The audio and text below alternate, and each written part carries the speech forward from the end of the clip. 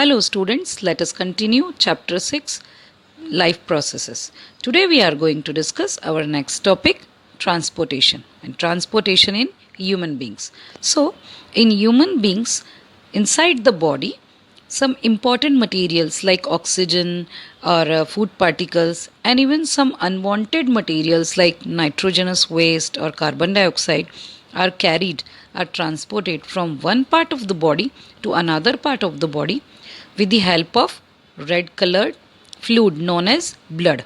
So let us discuss what is blood. Blood is a fluid connective tissue that circulates in a closed system of blood vessels. Blood consists of liquid fluid plasma, some solid like red blood cells, white blood cells, and blood platelets. Adults have 5 to 6 liters of blood inside the body.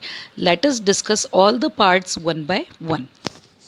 Let us discuss blood corpuscles. The very first RBC, red blood corpuscle. They have an iron containing respiratory pigment known as hemoglobin.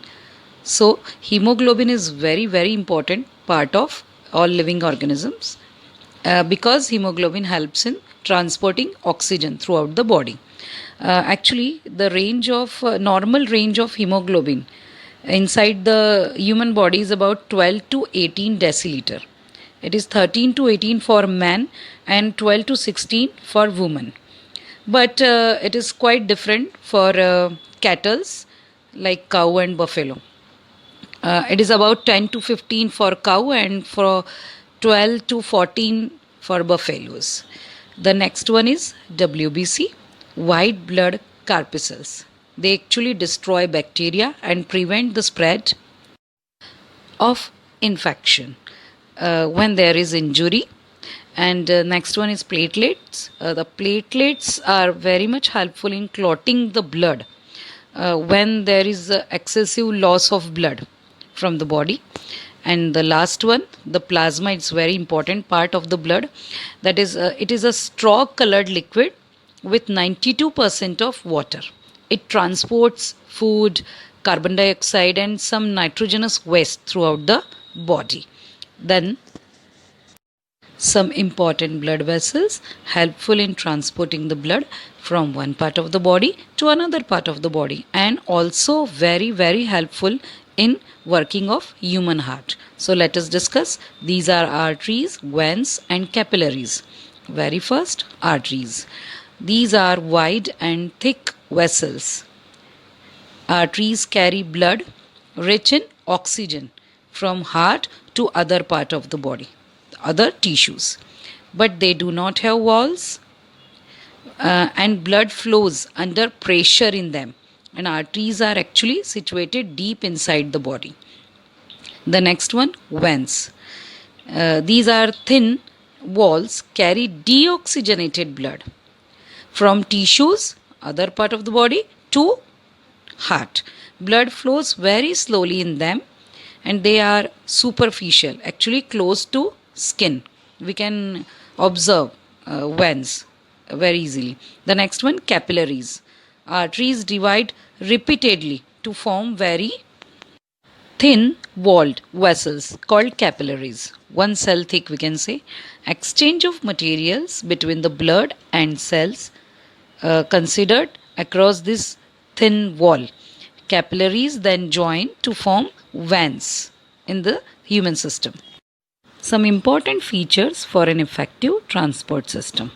The very first, a pumping organ to push blood throughout the body.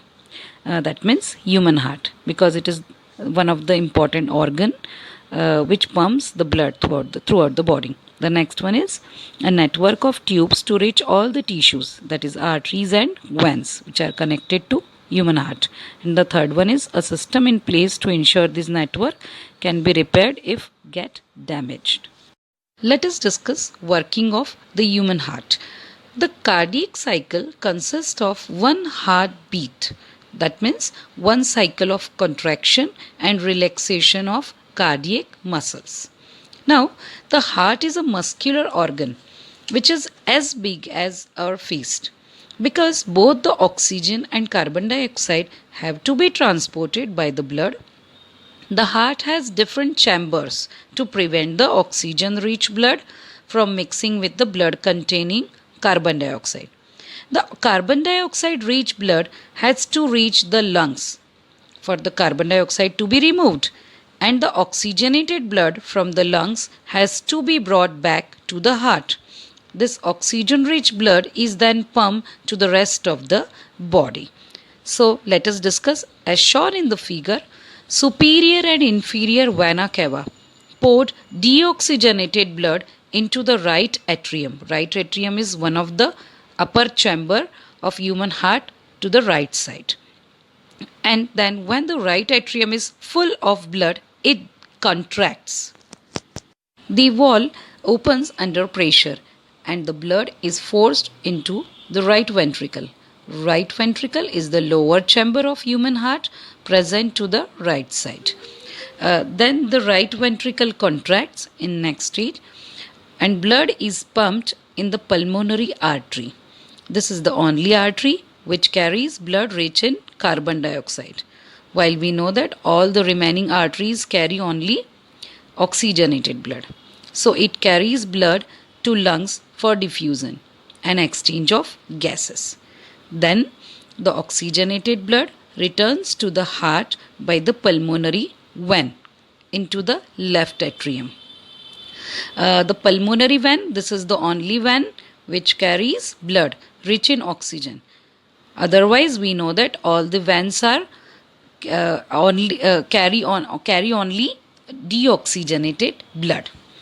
When the left auricle contracts, the blood moves into the left ventricle by the opening of the wall.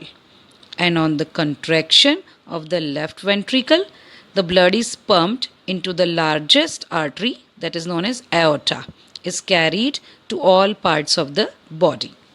So this is the complete circulation cycle in human heart, that is within all the four chambers: right atrium, right ventricle, left atrium, left ventricle. Now double circulation in man, because the blood passes through the heart twice in one complete cycle of the body. So it is also known as double circulation. This ensures complete segregation of oxygenated and deoxygenated blood. Now, another important artificial machine, that is pacemaker.